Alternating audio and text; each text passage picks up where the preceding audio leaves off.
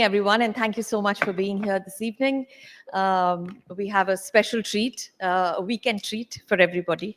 External Affairs Minister Dr. S. Jaishankar on his latest book. It's already hitting bestseller lists, and it's a unique blend of literature, strategy, and forecast. So I will kick off with the most obvious question. after the India way, why does Bharat matter? And why this book? And why now? Okay, that's three questions. Okay, so let me start with why the book, and then maybe come to the other two. I think why the book, essentially, I wrote it because in the course of interacting with people over the last few years, including from propagating the previous book, I developed a stronger conviction that everybody, certainly all Indians, need to take greater interest in foreign policy. Because somehow, I mean, it's very common all over the world. There is a belief that foreign policy is something complicated, esoteric. It should be left to a certain set of people to deal with, which is not entirely without some justification. But to me, a number of events happened why it's important for the average person to get more involved with foreign policy, certainly pay more attention to foreign policy. And some of those events, if you look, I mean, the one which I've spent a lot of time in the book explaining was the COVID. That COVID showed that if you were a person in some remote part of India with absolutely no interest in the world had decided not to leave you alone. The world actually entered your doorstep. In fact, it came inside your home. So the idea that there is a world and there is home, there is that very messy thing out there, but I'm okay because I'm in my bubble. It's necessary for us to put that behind us. Now, I'm giving you a very extreme example, which is COVID. But in a variety of ways, other things matter. I mean, a second example I've cited is actually the Ukraine conflict. And, frankly, the price of petrol in the petrol pump, which affects every one of us, which would have actually driven, fueled inflation. It wouldn't have just fueled our vehicles, it would have fueled inflation in this country. Had we not made certain decisions in that regard. So that's like a second example. I would, in different ways, it could even be Indians who travel abroad, and more Indians travel every year. If you look at the number of passports that we issue, these are rising at a very substantial rate. I think last year we issued about 13 million new passports. If one looks at Indians or people of Indian origin living and working abroad, they are today estimated at about 32, 33 million people.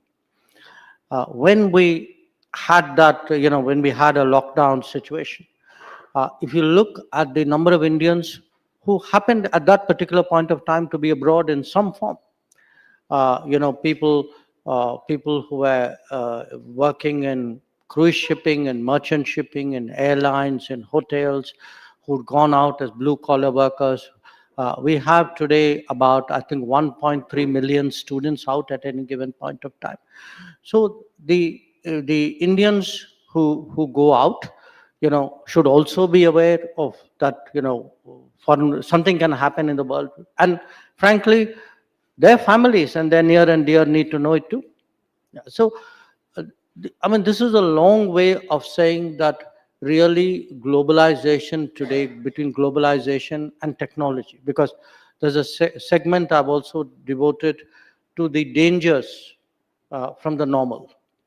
That, there are choices we make without even thinking about it. What are the games and the apps we download? What are the phones that we use? Who's collecting our data? Who's harvesting our data? What are they doing with it? And are you comfortable with where your data is? So if you put all this together, the essence of a long explanation, which you must read the book to fully grasp, is that the even people who may not think they're professionally connected with foreign policy should take an interest in foreign policy. So that's the first question. The second question, why Bharat matters. Now, there are two parts. One is the Bharat word and one is the matters part. So the Bharat part was really the a thought there that we have in the last decade especially evolved in a way in which we are more comfortable, I would say, expressing our cultural, civilizational personality. If you look today at the nature of our thinking, our representation, in many ways, even our activities, it's more grounded, it's more rooted than it was. It is less elitist than it used to be before. And that if you use Bharat in a way as a short form for a certain mindset of confidence, of self-assurance, of self-reliance. So all of that is part of the transition, really the transformation of the last decade. The matters is because it is making an impact on the world. Because, while I've said you should look at foreign policy because there are all those problems, I don't want people to think that we should all be over anxious about the world. I mean, the world equally has a lot of opportunities. So the matters is, the more you learn, discover your own strengths, the more you are actually able to grasp the opportunities out there in the world. Why is this new $99 military drone the perfect gift for kids? It's so powerful that it can capture stunning photos and videos with DSLR camera quality without the hefty price tag. It was created specifically for the U.S. Special Forces by Captain Adam Scott, a 44-year-old U.S. Army officer and leading engineer. He and his team were assigned to develop cutting. So you just spoke about Bharat as a civilizational state and embracing the civilizational state, or rather, but you have in the book you have also spoken about India no longer being the prisoner of the past, and but using the past with lessons for the future. How much of this is political distancing? How much of it is what you call objective audit of the past? Well, the objective audit conducted by the people of India has led to political distancing. Yeah. I mean, the people of India looked at the last 60, 70 years and decided in 2014 that they wanted a different, they wanted a different political thinking and a different outlook to governance and to their own future. So I wouldn't separate the two as much as your question would suggest. When you say, distancing from the past, I've seen it more like an evolution and a debate. Mm-hmm. Because even in the past, it's not like good history began in 2014. I mean, there were many things before 2014. But there are many things before 2014 which we ourselves had airbrushed at that time. One of my discoveries, I mean, partly because, again, a lot of it was written by meeting people by talking to people, by, you had to pick up a subject, so you actually spend some time researching that subject. So if you look, I have a chapter called The Roads Not Taken. Okay. The Roads Not Taken actually addresses itself in a very, it's not exhaustive, but it's illustrative. I looked at three relationships which today, even now, dominate our foreign policy debates: the relationship with China, the relationship with US, and the relationship with Pakistan. Now, we were all brought up in the belief that the choices which were made in the 40s, 50s, 60s, and 70s were inevitable, they were logical, they weren't even a choice. I mean, they were a natural flow of wise thinking and the strategic circumstances of that era. In reality, in every case, there were actually choices, there were alternatives, there was a debate. Now, and it wasn't just, that there was a debate. In many cases, today, a lot of things which we say were said at that time when it was happening. So if, let us say, I give the example of China. Did, after 1962, naturally there was a big debate in this country. Did Nehru get China? Did Nehru reach China, right or wrong? Okay. I mean, political debates are not that complicated. So the conventional explanation was, well, Nehru kind of got it right, but the Chinese were masked their belief, they were very disingenuous, and so you had this word, the Chinese betrayal. Okay, so the Chinese were actually people who had other intentions, but the rest of us all believed a certain narrative. Now, in fact, in 1950, if you look at this Nehru Patel notes on that, many of the macro assessments of China are articulated by Patel as early as 1950. Remember, as late as 1962, even 1963, this country was still not thinking of two fronts. In fact, if you see, after 62, we reach out to Pakistan thinking we can now cut a deal with Pakistan so that we have to face the Chinese threat. Now, Patel is telling you in 1950, saying, wake up, we already have a two-front issue.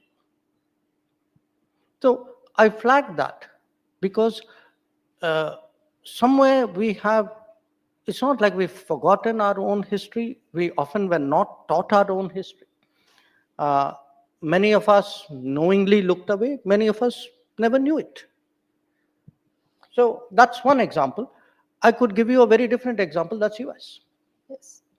Where, in a way, it's connected with China. That you have people in the cabinet at that time. We're talking here of early middle 50s.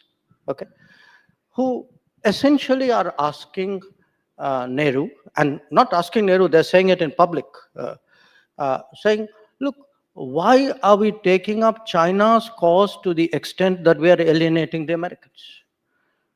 So, it's one thing if we have issues with the Americans, but must we actually alienate the Americans for the sake of China? So, if you look at in the Roads Not Taken, I've essentially used snapshots of four eminent people of that era: Patel, Shama Prasad Mukherjee, B.R. Ambedkar, and Minu Masani. Now, B.R. Ambedkar, for example, he speaks about the alienation of America. That, it was, in fact, even Patel has concerns as early as 1949, 1950, saying, why is it that we can benefit from a better US relationship. We need the US, for a variety of reasons. Why are we sort of pushing away the US? Why are we irritating them on matters which are actually not our core national interest? And that's where the ideological character, of the government there comes out. And of course, in Pakistan, the classic example is Shama Prasad Mukherjee. Now, the reason why because he cautions about the liquidation of minorities in Pakistan, and everything that he predicted at that time, which people felt he was a scaremonger then, has come to pass in the years that have happened.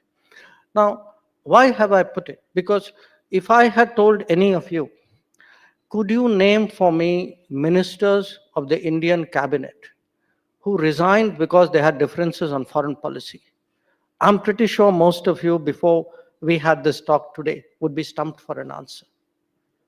People have actually, if you look at Ambedkar's resignation, foreign policy is one of the factors.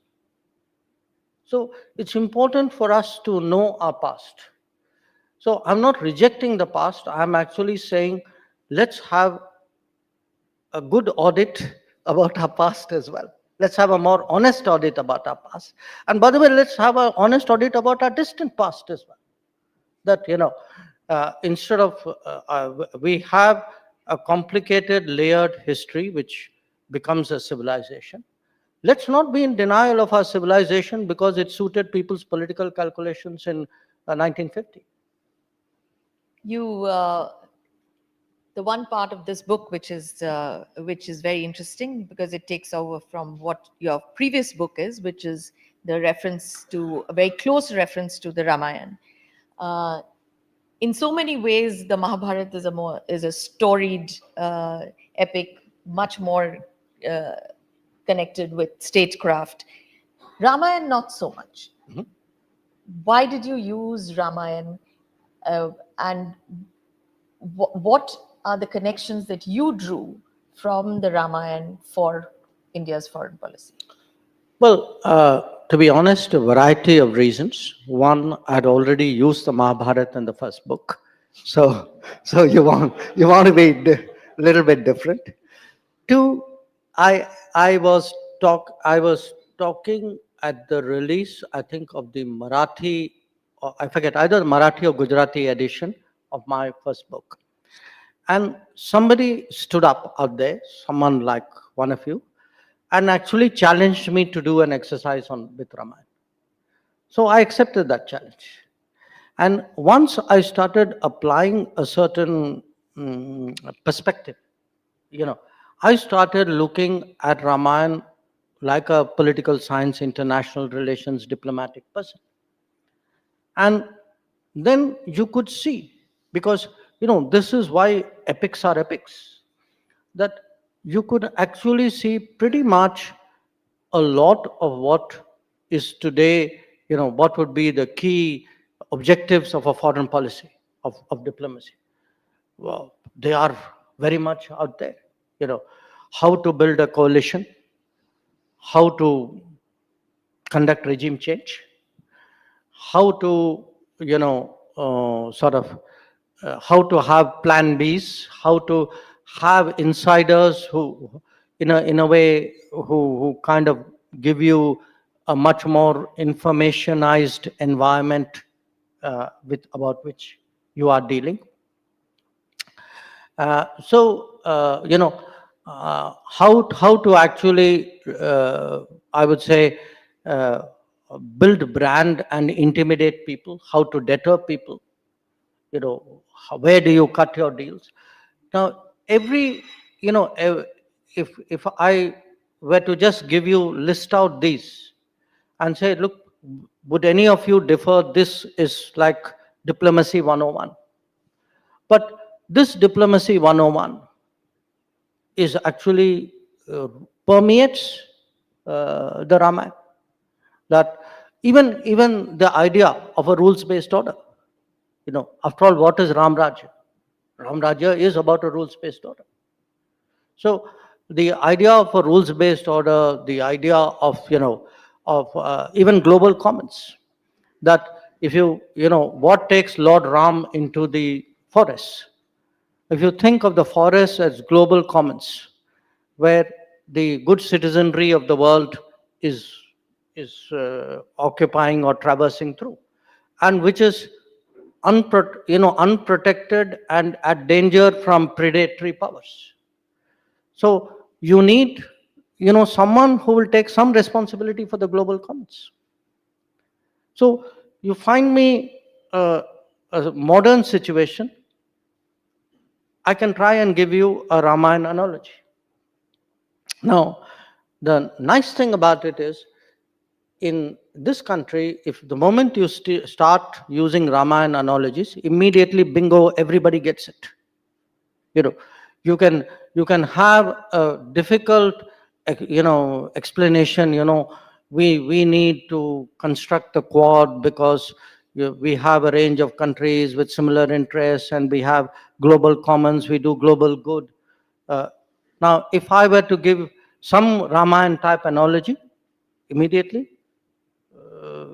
doesn't understanding. So even as a communication tool, it's extremely effective. So I will take you back to your question, your point about the global commons and global goods, because it's not merely in the book that you spoke about it. You actually, one of your first statements as foreign minister in the UN in 2019, and you were addressing the group of multilateralism, and you spoke about, yes, and you spoke about the Kindle burger trap. But so bringing you back to the modern day, as the US is rethinking its own economic engagement with the world, or rather its own economic generosity, and in fact its traditional position as the guarantor of global goods, it's redefining its notion of global supremacy, not merely in trade but in tech, supply chains, etc. Is there a space opening up for India or powers like India? And I refer to your statement on this because is there something that we are missing as we grow, as we become a more multilateral power? And are there responsibilities that we bring to the table? I think the short answer is yes, but I don't think we are missing. Okay. I think we are waking up to it. We are even doing some of it. And again, when I said that it's important for people, even unconnected in their professional or daily life with foreign policy, to know about foreign policy, part of it is that understanding of the responsibility. That if we today, let us say, send a first responder team to an earthquake in Turkey, or we say we are doing an HADR mission to Mozambique, or I don't know, Fiji or something. People have to understand. It's important to explain to our own people, why are we doing it? That so we are today.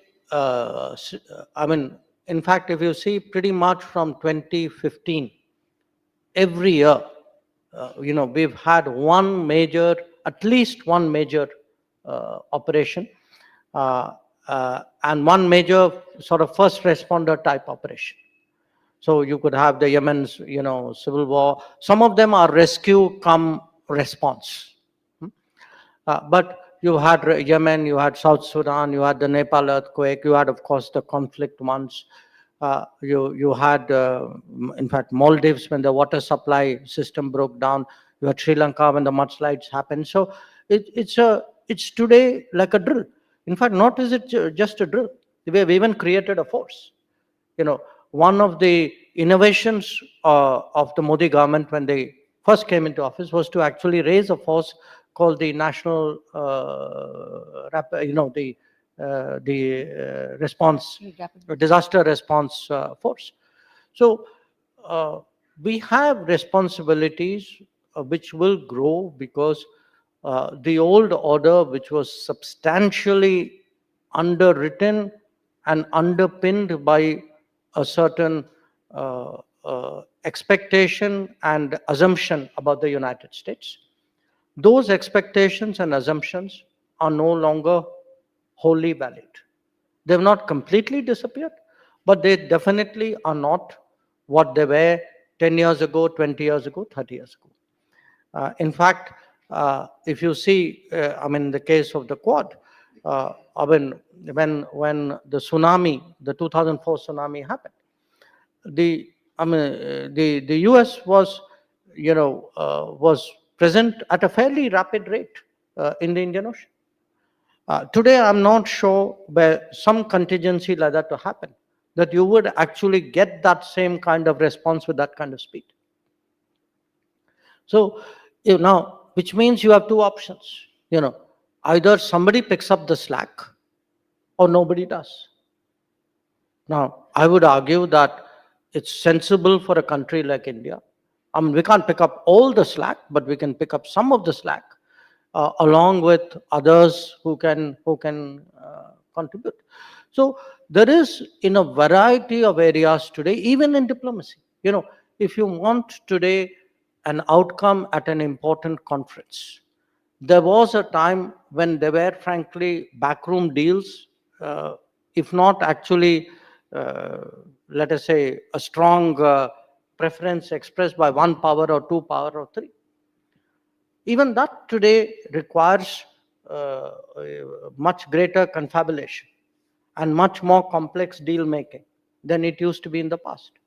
Now, one of the changes again here is how much more active we have been in all the global discussions to I mean, definitely to advance our interest, but also to find some kind of collective landing point. So I think it's part of changing the world order, and in that change in the world order, look, you can't, in this decade, if you use, say, GDP as a metric, okay, we moved from 11 to 5.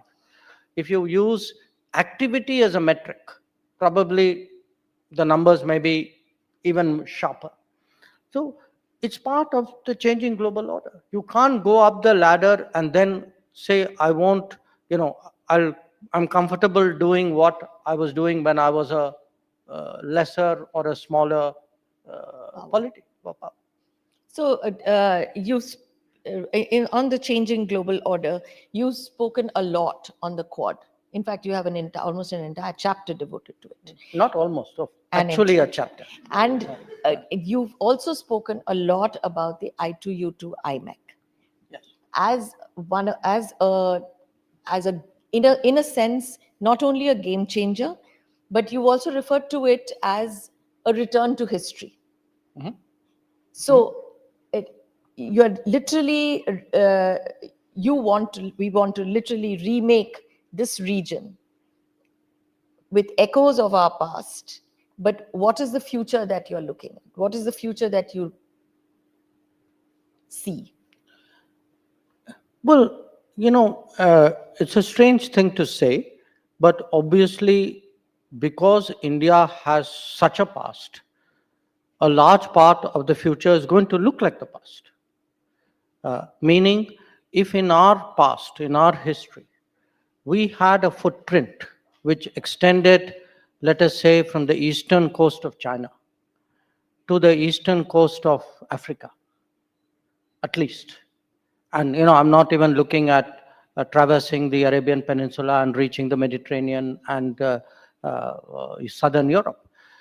Now, it's natural as the economy grows, as capabilities grow, as also, there's a greater mobility and a greater, I would say, a more global workplace, that lot of these traditions and lot of these, because, after all, what are traditions? I mean, they are a kind of a muscle memory that, we've done it before, we are comfortable out there, there's some sign we were there, those people out there have some understanding of us, they know us. So it's what you are seeing is actually exactly that, a much tighter circle now, a second circle coming, a third circle coming, and more and more activity on either side. The new mandala, as you Eh, call it. Yes, the new mandala in a way. And if I were to sort of put it in a sort of schema, if you take the four directions, so if you look at Act East actually led to the Indo-Pacific. And once the more we sort of the more we deal with the Indo-Pacific, the more in a way is the traditions and the goodwill of the past also starts to make itself felt. So uh, you can look at a country like Vietnam today, I mean, or as I said, even Japan, even Korea. So you have on the east, look east, becoming Indo-Pacific. On the west, you have this reach out The link to the west. to the Gulf, and then now exactly like we moved, ASEAN and then Indo-Pacific, we are moving Gulf, and then through the Gulf. When the Crown Prince of Saudi Arabia was here, he was actually talking about how provinces or routes which people even today remember, which were used by traders, and the cultural impact which they have even today left in Saudi Arabia. So IMEC to me is a kind of a analogous step forward, just like Indo-Pacific was, because the Eastern movement started earlier. The Western the Gulf relationships really started becoming serious only after 2014. The other ones were started 20 years earlier. So you have the Gulf leading to U2, IMEC, and whatever holds beyond that. Then you have the southward movement. The idea of envisaging the entire Indian. ocean in an integrated manner, and that then leads us to make today a much deeper commitment to the littorals along the Indian Ocean. So it could be, on one side, the east coast of Africa. So if you look again at the last decade, at Tanzania, at Mozambique, at Kenya, you can see big changes in those relationships and big commitments from India. Look at the islands, look at a place like Mauritius or Seychelles or Maldives or Sri Lanka, and then keep moving it, then it moves into your, again, Act East at the other end. And the newest one, which is really we are trying to push for deeper ties with Central Asia, but where we have historical goodwill, but we have physical barriers, and working through those physical barriers is quite a challenge, and which is why, to some degree, the north-south transport corridor, the Iran routing, becomes so important. Now, we will continue, because at the end of the day, I mean, you don't allow the challenges of the day to defeat a larger purpose. So, but the whole idea is really, if you envisage, India's interests and engagement really deepening and sort of furthering in a way in all directions, that's exactly the kind of schema. I mean, each one of this is a policy which you would have heard of individually. Yes. But I'm giving you like a map. You also spoke about the new culture of diplomacy, and there are numerable instances in Ramayana that you have referred to. Sugriv's wife Tara, for instance, Angad leveraging his presence, Hanuman, of course. But you describe this new culture of diplomacy as having less inhibitions and greater coercion. And there's a very interesting coercion. And you said that among the key developments of the last decade has been the weaponization of the routine. Okay, I'm talking about other people. Yes. I just wanted to be clear. You had me worried. I presume at some point we will also be using the same. No, we are nice people. So when we talk about the weapon, when you've spoken about the weaponization of the routine, you've also laid out what you call a new security agenda. The new security agenda, which looks at everything from, as you said earlier, who controls your data, who is stealing your information, identity, to the older traditional security issues. At which point, and how do we stop ourselves from becoming either a paranoid state or a surveillance state?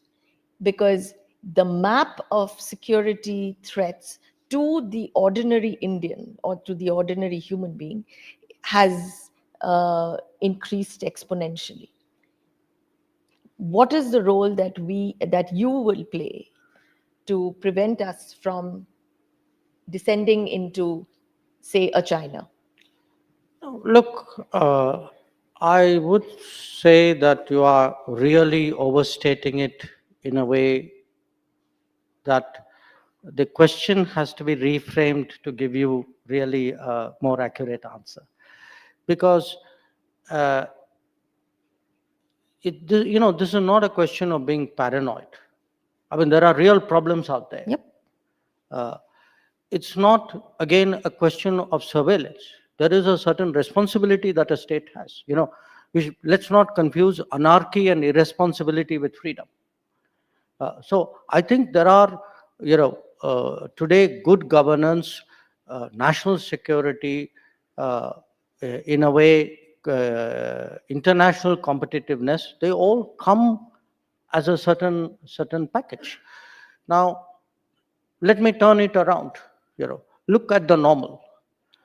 I mean, unless you alert people, I mean, people should know today what kind of telecom system you have. It should not be determined just by price point or technology. There are clear national security implications. As I said, look at the digital domain. So when you look at games and apps, and when you look at the social media usage, you look at the digital activity that people do. I mean, each one of us is putting out some part of ourselves. I mean, we are putting out often in cyberspace what we would not tell our near and dear. Now, if somebody with malevolent intentions is gathering all of that, now we know that this is not hypothetical. It's actually happening out there. So the point is today, there was an era where we looked at, in a way, let us say broadly, daily, you can say, transactions. From I would say, an economics and an efficiency point of view. It was cheap, you liked it. It worked, you liked it. It was available, you liked it, you took it.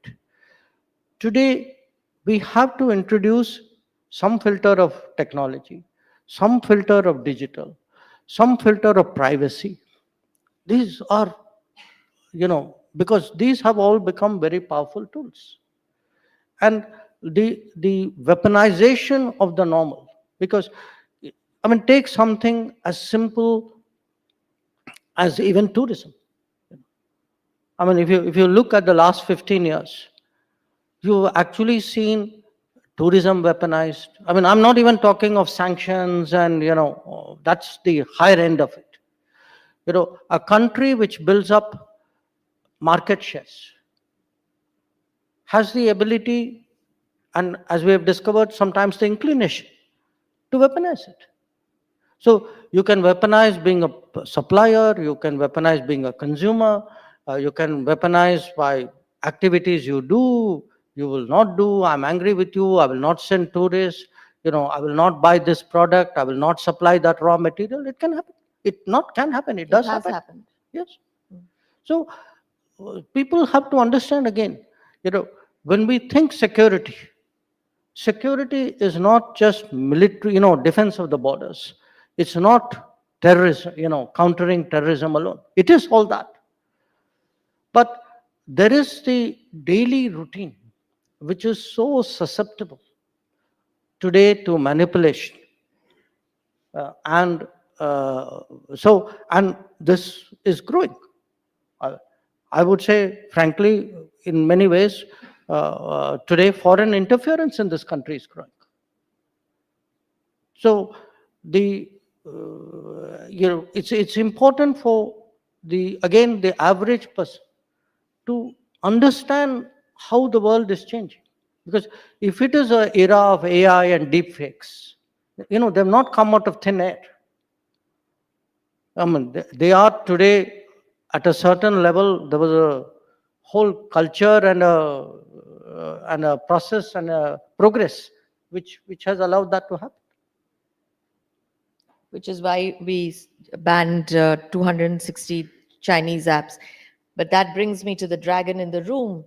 How how does Bharat deal with a China that not only is resurgent but is a very different power from what we had imagined it might be, that makes weaponization routine? How do we deal with a China like this? Look, first of all, no easy answers. And let's start with what we should not do, which is to posture. What we should do, which is to work hard. So I give a very, very basic example, which is the border infrastructure. After years of expressing concern about the LAC, the reality was, if you looked at the border infrastructure, I know people drew up plans, there were reports, there were studies, etc. There were groups which met, which looked at all of that, and there are people in the room who are quite familiar with it. Finally, look at what was the capability you put out there. What was the resources you put out there? On the China border areas, our budgetary commitment till 2014 was below 4,000 crores. I think it's 3,600, 700 or something like that. Today it is 3.5, 4 times that. If you look, at road building, if you look at tunneling, you look at bridge building, we've actually seen 2x, 3x, 4x increases. It is, if it was possible to do it in the last 10 years, why was it not possible to do it earlier? So the point is, it's one thing to talk about, let's do something. What are we actually doing out there? Again, we talk about, they are exporting stuff into India. Obviously, they will try their best. Answer is, okay, go compete. So you had a situation, we didn't compete against 4G, we didn't compete against 3G, we didn't compete against 2G. But you decided to compete on 5G. And when you decided to compete on 5G, you proved to yourself you could do it. So look, the powers rise, powers stand their ground, powers build equilibrium, not by fancy statements and clever debates. But they have to do hard work of governance, put in the resources, push the system, deliver on the ground, monitor it, supervise it, have relationships which will contribute to it. We've actually not used international relationships as effectively as we could have in the past. So it's a combination of all of this, but the bottom line is that there has to be an equilibrium. And there has to be peace and tranquility in the border areas. And there has to be adherence to agreements which were arrived at. Because if you do not adhere to agreements, tell me, how would you have even the basic understanding about going forward?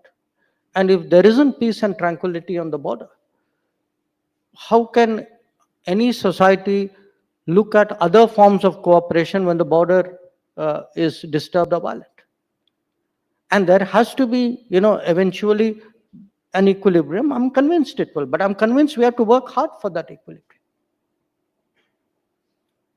You've you spoke in that same chapter on China, you spoke about the growth of or growing comprehensive national power as one of the ways of dealing with China. In today's world, when we are actually redefining the word globalization in so many ways, because trade, the way we looked at it at least a decade ago, is no longer how we look at it. There are, if we are looking at an Atmanirbhar Bharat, there is a MAGA process underway in the US. Similarly, with China, 2025, Russia, I presume, is doing its own thing. In this world, growing comprehensive national power and to something that you also spoken about, the new globalization. What are the attributes that India needs to grow, needs to develop, and how do we go forward on this?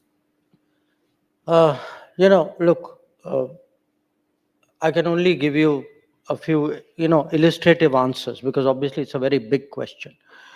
But let's say if we believe that in the next decade, there are some areas which are going to be critical economically or in terms of security, I think we should be prepared to sort of make those decisions, make those investments, build up those capacities, however difficult it is.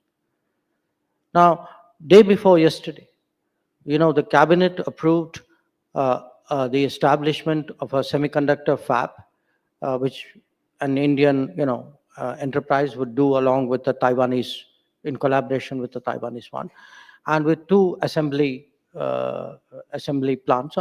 These are the three are Yes. kind of independent, or one at least autonomous of the other. Now, why am I pointing to that? Because we keep talking, saying, chips are very important. Everybody knows the auto industry slowed down when there was a shortage of chips. But what would happen? You'd read about it in Economic Times or Business Standard, and then you get on with life as usual. Now, if you today, now all countries don't face this dilemma. There could be a small country which would say, I'll take my chance, the way the world is run. Anyway, my requirement is not very big, or I may not have a requirement at all. So, but big countries certainly which have ambitions and which need to be competitive, they need to look and make those what I call deep national strength capabilities. So I'm giving you that as an example. The same week, in fact, you had Prime Minister going to Tamil Nadu and announcing a second spaceport. Now, if you're going to become a space power, you can't live off something which somebody decided many decades ago and say, okay, I'll improve that 5%, 10%. I mean, we are looking for big disruptions, big jumps, big ambitions in different ways.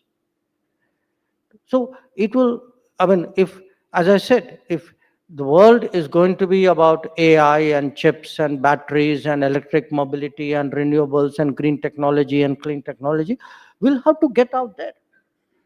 And this has if you look at the backward linkages, depending on how backward you want to go. You can go all the way to, prenatal health and say, I want healthier babies, better education, joining schools, school retention, gender gap closing, better housing, electricity to everybody, water to everybody, roads to everybody. And by the way, that's exactly what we're doing. If you actually sit and map out the last 10 years of all the programs and initiatives announced by the government, every Abhiyan and Yojana, you can actually see from pre-birth to post-retirement, there's a intervention to improve at every part of that chain. That's what Comprehensive National Power Foundation is about. Because at the end of the day today, a large part of the world we are moving into, and I've dwelt at it at some length, it's about people. Look, there are different countries. Every country will bring its resources to bear as its strength where this competition is concerned. Our biggest resource are people.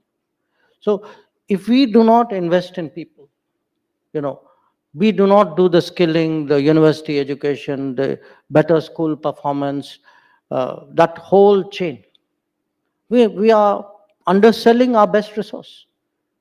And really, this era of a global workplace, this is, tailor-made for India. If India can actually kind of, get its act together and play it strongly.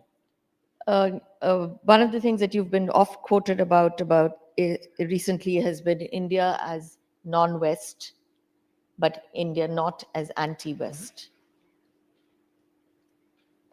As we go into elections, as we look beyond elections, what is the non-West future for India that you can envisage? No, look, we are non-West. I mean, that's a statement of an empirical fact. I mean, but not an anti-West. Because for two reasons. One is often confused for the other, and two, attempts are often made to put us in that box. Partly as part of complicating our life with the West, but partly because others who are in the anti-West cause find benefit in defining us like that. So, and you see, sadly, a big part of the West falls for that gambit. So, you have, for example, say take BRICS. Okay, so it's somewhere, it's kind of become like BRICS is anti-West. So anybody who's in the BRICS is anti-West. Now, if given how BRICS is growing, I would suggest, whether it's truthful or not, it's certainly not smart to define BRICS as anti-West, because you're then saying the anti-West platform is getting more and more successful. So in our case, I mean, our convergence with the West, and in many ways our affinities with the West, are very strong. I mean, we are a pluralistic democracy. We are a market economy. We have the fundamental freedoms in our society, which are not dissimilar to that of the West, even if ours has grown up, is much deeper history than theirs does. So I would say it's important even for us not to get drawn into this baiting the West and somewhere subscribing to the declinism of the West, because that is part of the sort of the global mind games which are on. We have to differentiate ourselves as well, because as part of the global South, I mean, because the West happens to be, in a way, I mean, this is getting awfully confusing, but the West happens to be the North as well. So the fact is, when it comes to a lot of development issues, we will have contradictions or differences with Western countries, but there will be many issues on which we won't, and we have to get that balance right. A couple of minutes left for questions from the floor. I can take a few.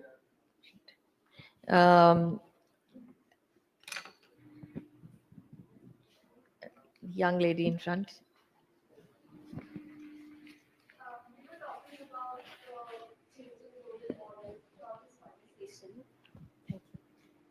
Yeah, so we were talking about the If you change. could identify yourself, please. Hi, I'm Akarshi Srivastava and I'm a student from Delhi University.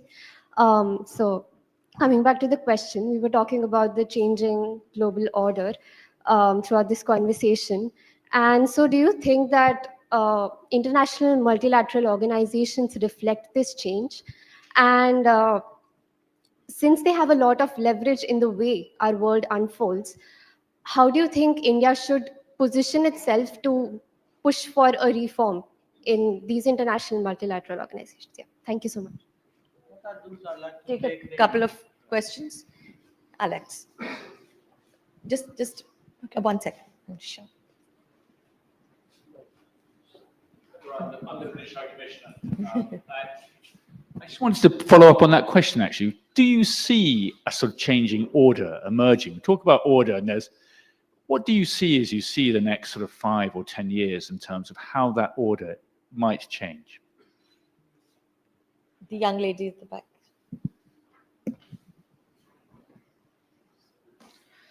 Okay, so my question is basically that since it was mentioned that a large part of future is going to look like the past, history consists of a corpus of a certain facts, and historians, they collect them, take them to home, and cook and serve them in whatever manner they want or whatever appeals them in that sense. So in sense, it is often not objective or without a bias.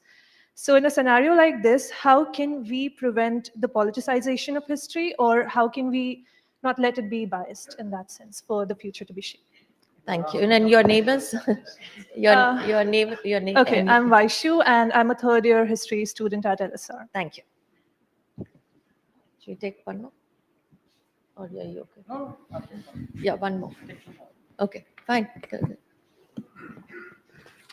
Good evening, sir. I'm Rudrani Garg. I'm from South Asian University, so I wanted to know as to how are we going to relink the SAARC countries, or are we moving towards more of a BIMSTEC organization? And also, is there a possibility of, again, reviving SAARC? Thank you. There's a young lady behind, yes. B&H is here to make sure you have the right parts and partner for the task at hand. B&H. Good evening. My name is Dukshani, and I'm a first-year student at Delhi University. So my question was actually very similar to what she said. So when we talk about Southeast Asia and India being a global power, how do you want to counter the narrative that India is seen as the big bully in the region? And again, about SAARC, is SAARC redundant? You know, since we talked about G20 and BRICS, so where does SAARC come into the picture? Thank you. Yeah.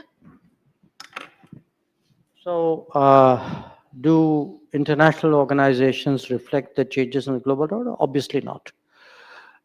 Obviously not, because most of them were structured in a different era, and they continue with a certain framework, a certain culture, a certain momentum, which is in a way to be expected.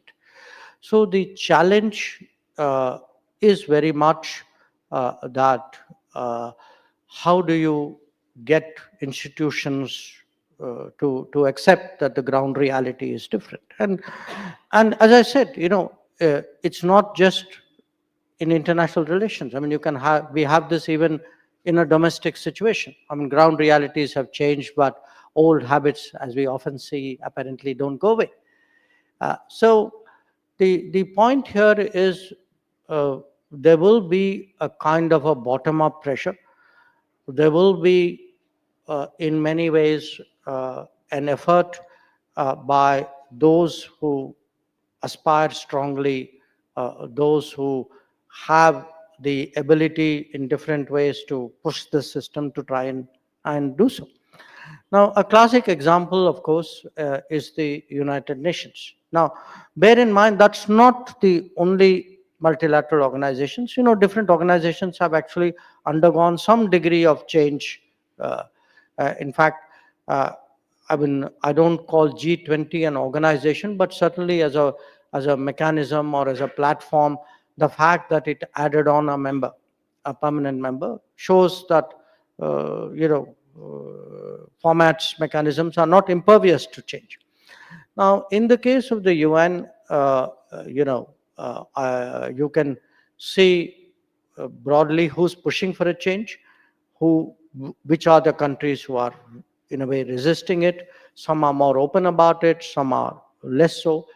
But what now has happened is what's called the intergovernmental negotiation process has moved to a point where actually different models or different opinions about how there should be reform are actually being presented before that group, which is a step forward. Now, we're not quite sure what will happen after that, but the reality, like any organization, government, non-government, commercial, if any organization is seen as really too rigid, too unrepresentative, too unable to reflect realities, there is then a cost to that institution and probably to the world as well. And in many ways, that is what we are seeing happening. So if I were to move from that, because what the British High Commissioner asked me is in a way a kind of a prediction of how I see that unfolding or not over the next, you said 5 years, but when in a way I look back at the last 10 years, I asked my colleagues in the ministry saying, can you tell me how many plurilateral groupings we have joined in the last 10 years? I asked them to do this last week, so I don't know this week's answer. But last week's answer was 36. So in the last 10 years, we have, it could be SCO, it could be Quad, it could be ISA, it could be IMEC.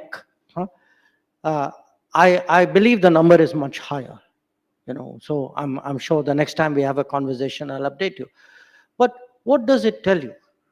It tells you that if there's a sort of a gridlock in the committee of the whole or the body of the whole, then you'll have groupings who would say, okay, the four of us like each other, let's just go out there and get our business done. Now, we're going to see more and more of this. And so people who worry about, oh, the world is getting fragmented, it's getting polarized, there's less consensus, everybody is going their own way, it's hard to manage things. Actually, all of it is true. And all of it is true because you have a conscious decision of some powers to gridlock you can say the top rung of the international framework. So I actually, and independent of that, I also see a dispersal of power. That we spoke in many ways about a different mindset and a different expectation of the US and a different responsibility of the US. If you again look at the last, certainly I'm saying 10, maybe even a little bit more, there's an enormous regionalization of the world. That whenever there are problems, very often the countries who 20, 30, 40 years ago would have been far away but would have moved in response to that crisis, today are essentially saying, okay, look, let those guys in that region sort it out. And we're seeing a lot of that. So we are actually going to see the world in a way becoming, more variables, more access, less predictability.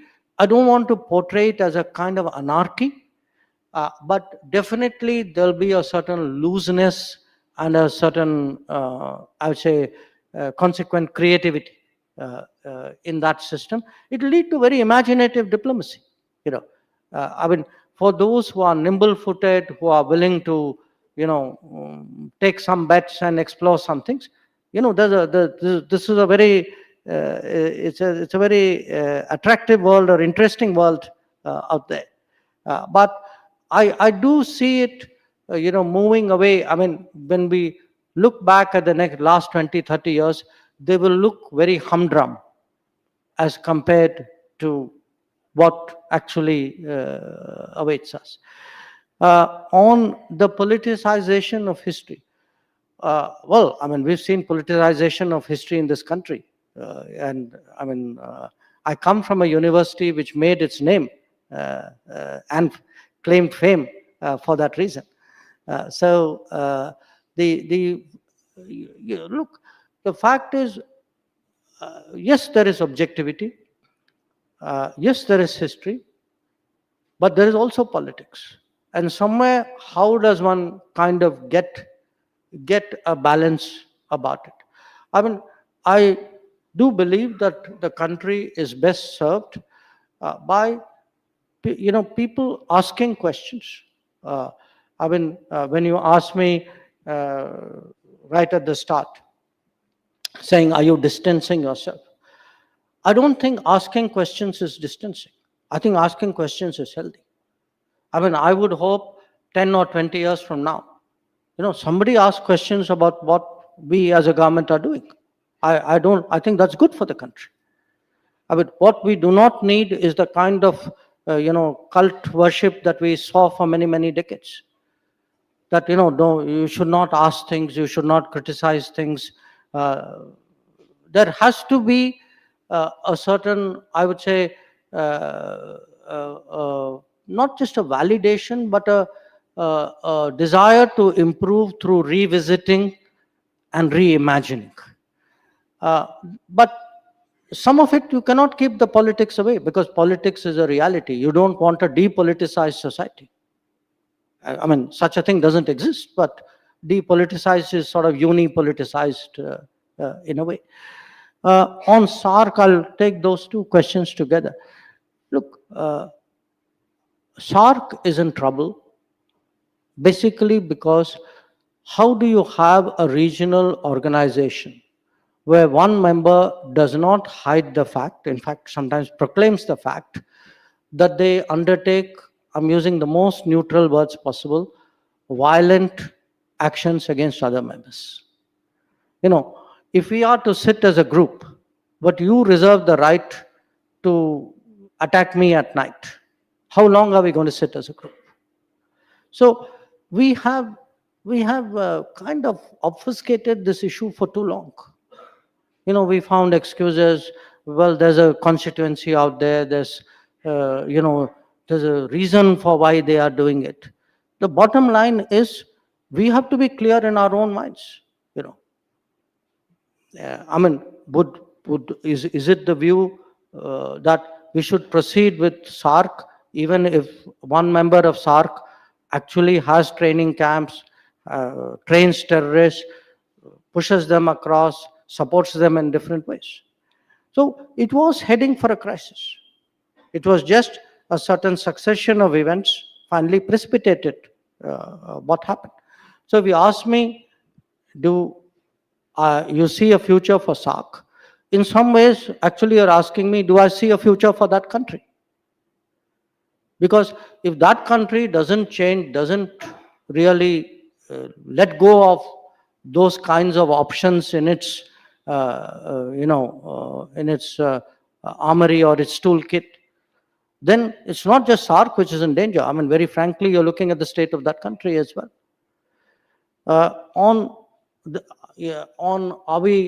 Is it SARC versus BIMSTEC? No, look, BIMSTEC was independent. BIMSTEC, and my sense is actually the interest in BIMSTEC.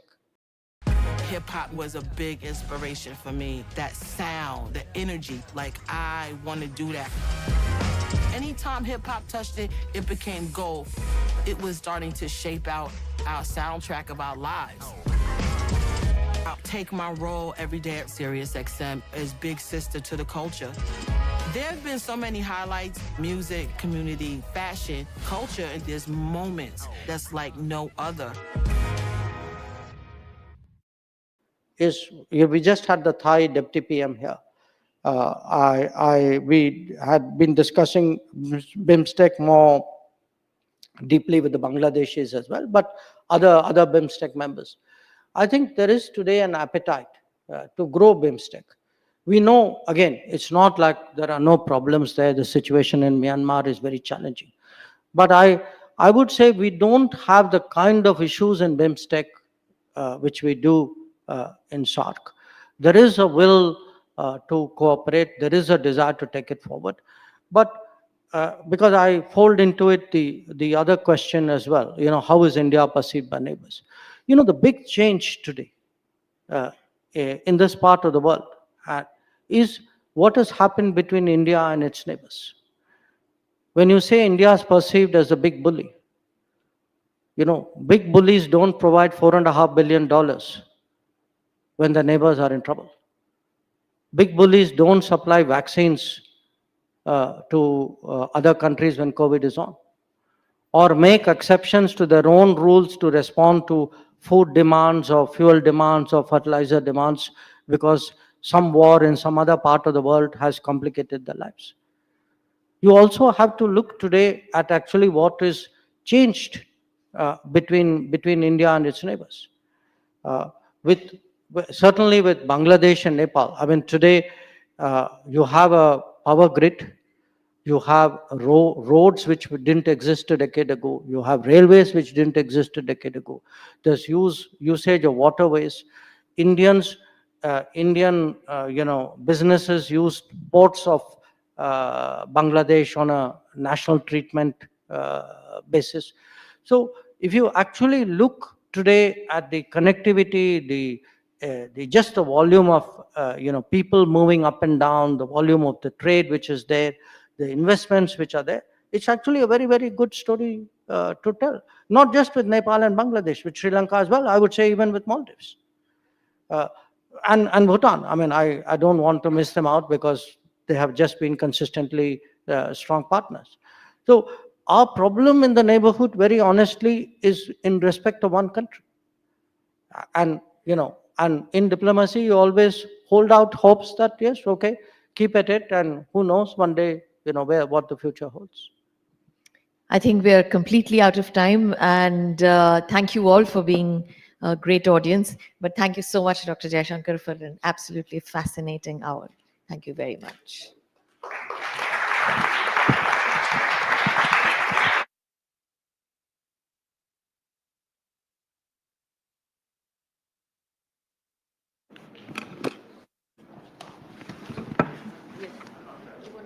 I think a couple of people have books that they want to sign. You want to sit for 2 seconds?